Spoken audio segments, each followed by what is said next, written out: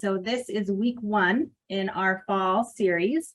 And today we're going to be talking about the journey from cow to butter.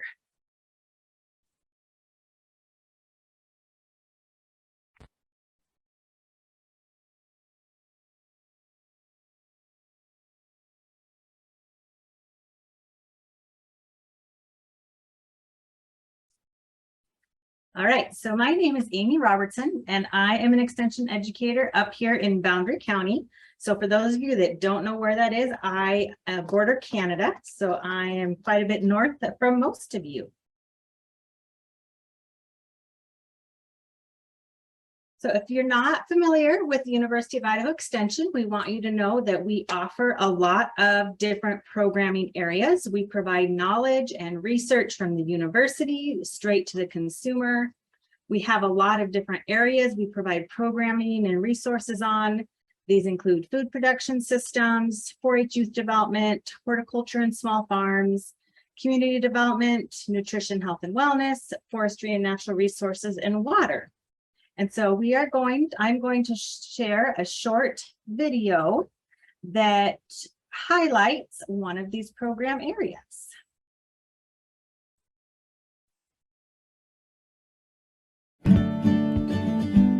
University of Idaho Extension is growing Idaho's economy by improving sustainable food production systems while supporting ranchers and farmers. From livestock and forages to pest and disease management, variety development, small farms and food systems, and farm and ranch management, UI Extension is helping to build a better future.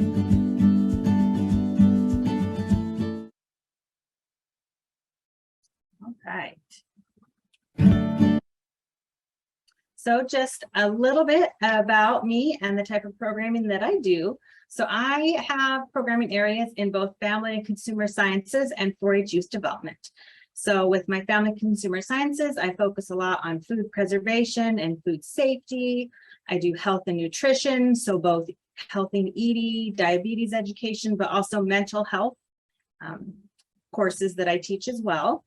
And then for 4-H, I help with our traditional 4-H program, but I also oversee our 4-H Friday Friends, which is an all-day out-of-school program. We also do a lot of day camps, other STEAM training. We've got robotics going on right now.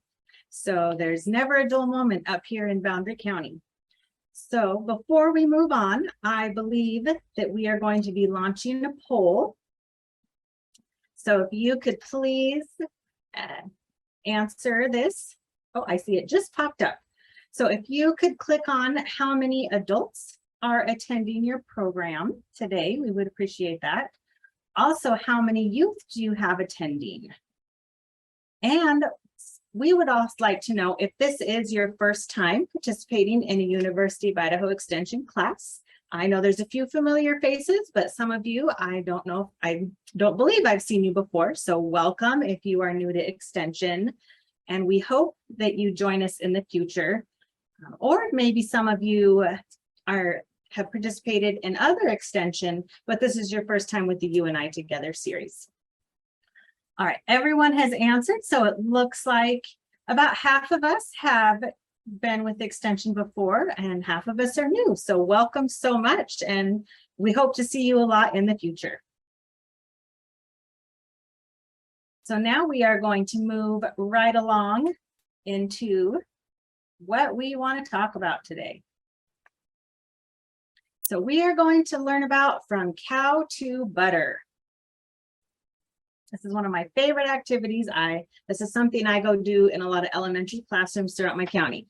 So I want to hear from you guys too. I don't want to just be here talking but the whole time. So there are generally 2 categories of cows that we put cattle in. So if you know what those 2 categories are, you can either unmute and say it, or you can type it in the chat. Or if you just know one, if you want to shout it out and let us know.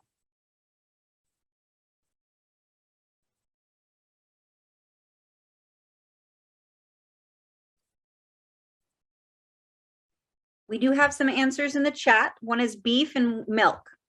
You are exactly right. So we have dairy cattle. So quite often we think of Holsteins, which are these black and white cows, but there's lots of other dairy cattle. There's Jerseys and Guernseys, and they're, you know, different colors as well. There's even milking shorthorns. And then beef cattle.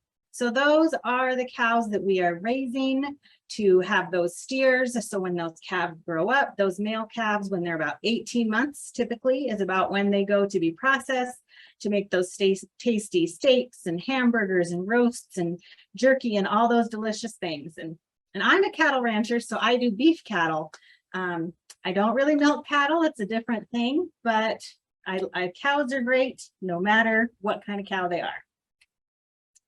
So I'm going to ask some more questions. So I am getting ready for this presentation. I wanted to learn a little bit more about Idaho dairy facts, because we don't have very many dairies up here in North Idaho, but we have a lot in Southern Idaho. So and I got this information from the Idaho Dairymen's Association. So my first question is, can anyone tell me how many dairy cows do you think are in Idaho?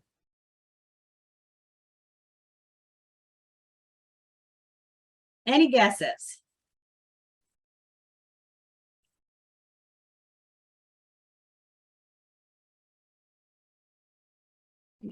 Okay. 100. 100 cows? Okay. We have 7,000 and 100,000 in the chat. Okay, well, the 100,000 is getting closer, but, and this is information I just got this week from the Idaho Dairymen. So these are, I think, fairly updated numbers. 3 million. I see we got another one. Emma, you're a little over, but it is 626,377 dairy cows. So that is a lot of dairy cows. So with that, did anyone guess how many total number of dairy operations? So these are farms throughout the state of Idaho that produce milk.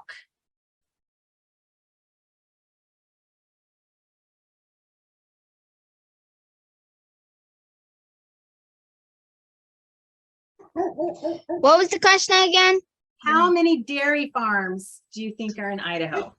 Got 1,200. Does anyone else have guesses? 600. 600. That's a good guess. 500. Oh, did I hear someone in the background say 500? My Yeah. older son said Okay. 500.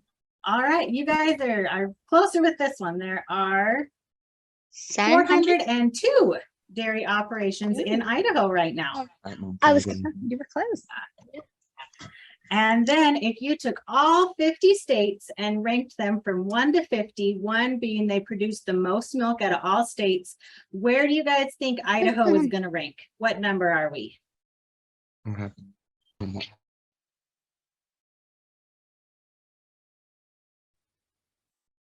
We have 3 in the chat. Any other guesses?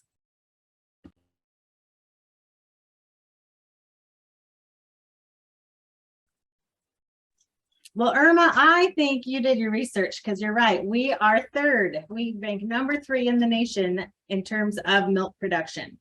So there is a lot of milk. We know there's a lot of dairy cattle, a lot of producers. There's also a lot of different places throughout the state that use milk in their products. So now we're going to talk a little bit about how do we get from that beginning. We've got those cows all the way to how do we get that butter. And then after we talk for a little bit, I'm going to switch over to my camera and we're actually going to make some butter. So to get started, we know that cows are milked on a dairy farm where milk is stored until the milk truck comes and empties the tank.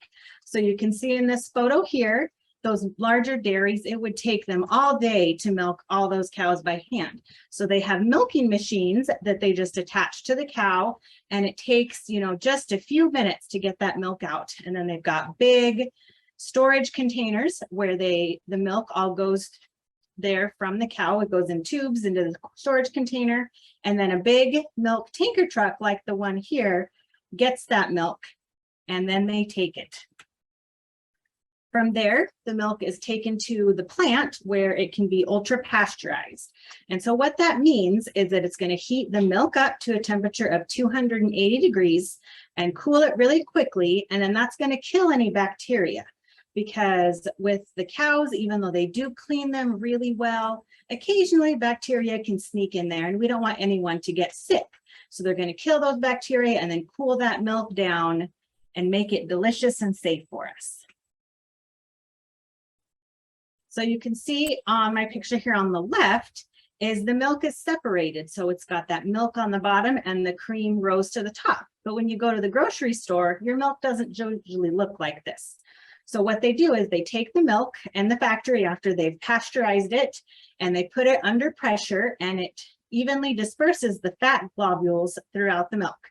So that takes the cream and kind of puts it all throughout the milk and it keeps it so it doesn't rise to the top. So that's why our milk looks like the one on the right. And then at the end of the process, once they've pasteurized it, they've homogenized it, then they bottle it into different containers and take it to grocery stores. Sometimes they're taken to a local grocery store that's really close. Sometimes it's shipped all across the US. It can go a lot of different places. So that's how our milk gets on our grocery store shelf, and then we can purchase it. So can anyone tell me what is the main ingredient we need if we're going to make butter?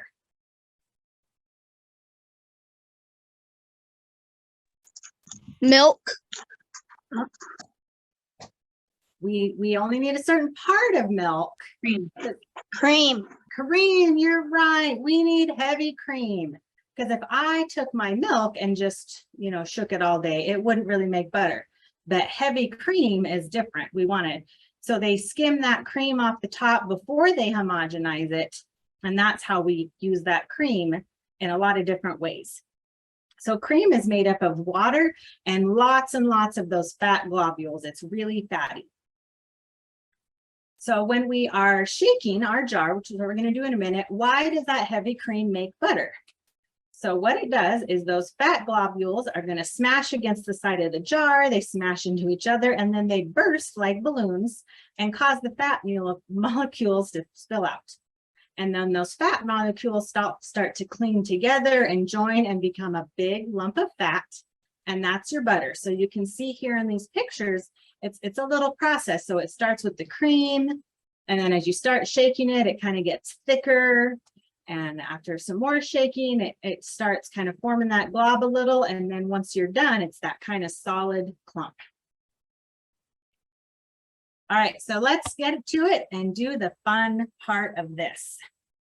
I am going to stop sharing my screen and switch my camera so you can see what I am doing. Hi. Hi. All right, so I have a little 4-ounce jelly jar. I've also made these in baby food jars if I'm doing small batches. If you want to do a large batch, you could do a pint jar or something larger. The biggest thing is you want to make sure that you have a jar with a lid that it's not going to leak, because once you start shaking this, you could make a really big mess. So I've got my 4-ounce jelly jar, and when you are filling your cream in here, you only want to go half, maybe 2/3 full. If you fill it all the way, then there's not room for those fat globules to move around your jar and get turned into butter. So when you are making butter, if you milk your own cattle or purchase milk and you're able to skim that cream off yourself, that's a great source. If you have to go to the grocery store like I usually do, I get the heaviest whipping cream I can. So this is 36% heavy whipping cream, but there's other percentages that are a little lighter. They work too. You might have to shake a little more, or it might produce a little less butter, but the other heavy whipping creams will work as well. So I'm going to pour that in. One trick to making butter this way is if you're able to get out your cream maybe 5-10 minutes before you do it and let it warm up a smidgen, your shaking is going to go a little faster. But if you take it right out of the fridge and start to, that's fine. So I want to make sure I get my lid on there really tight. And then this is the best part, where you just kind of shake it. And if you have kids, this is a great opportunity to turn on some music, have a dance party, shake it out, and just get creative with it. I do caution, if you're using a glass jar like this, don't jump around too much because if you drop it, it could shatter and hit when it hits the floor. So you just want to shake your butter. Sometimes it's nice to, you know, take turns. Your arm can get really tired if you do it the whole time with just one arm. But for the sake of time, if you are at home doing this with me, you can keep shaking. But to make sure we get done on time, I am not going to shake this all the way until it turns into butter. So with the magic of pre-planning, I have a jar already made. So this jar I made, you know, just right before the class started. I put in the same amount of cream and I shook it. It took me about 10 minutes because it did come straight from the refrigerator. It didn't sit out for a couple minutes, so it did take a little longer than it might. So once you have that clump of butter, hopefully you can kind of see it. Oh, I'm making a mess. Let me grab a paper towel. So careful with your butter not to spill it too much. So what I find it a little bit easier, especially when I'm doing this with kids, is I like to separate the butter from that buttermilk. And I usually just get a spoon and get those clumps of butter out and I put them in a cup. And what's left is the buttermilk.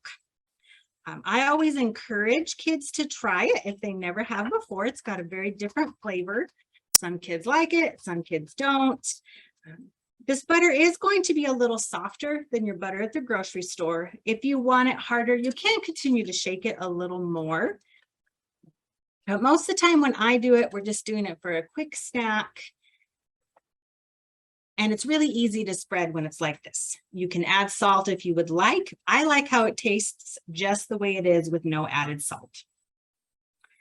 So then the best part is once you've made your butter, you could stick it in the fridge and eat it, you know, within the next couple days. I like to just make it in small amounts when I'm doing it and eat it right away. So it's see how nice it spreads on this cracker. You could put it on crackers, you could put it on breads. I know some people just eat it with a spoon. I prefer to eat my butter on something rather than by itself. So I like using this size of a jar or smaller because it makes kind of a single serving. Because I just have a cracker instead of a couple pieces of bread, I do have some leftovers. But it's also nice too, because then everyone can participate if you have jars for all the kids or adults or everyone who is there. But if you do want to make more, you can use that larger jar.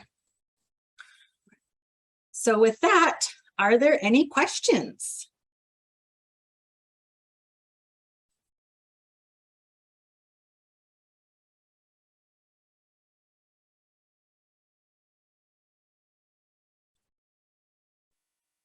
Stop moving. Okay, go ahead, Colton.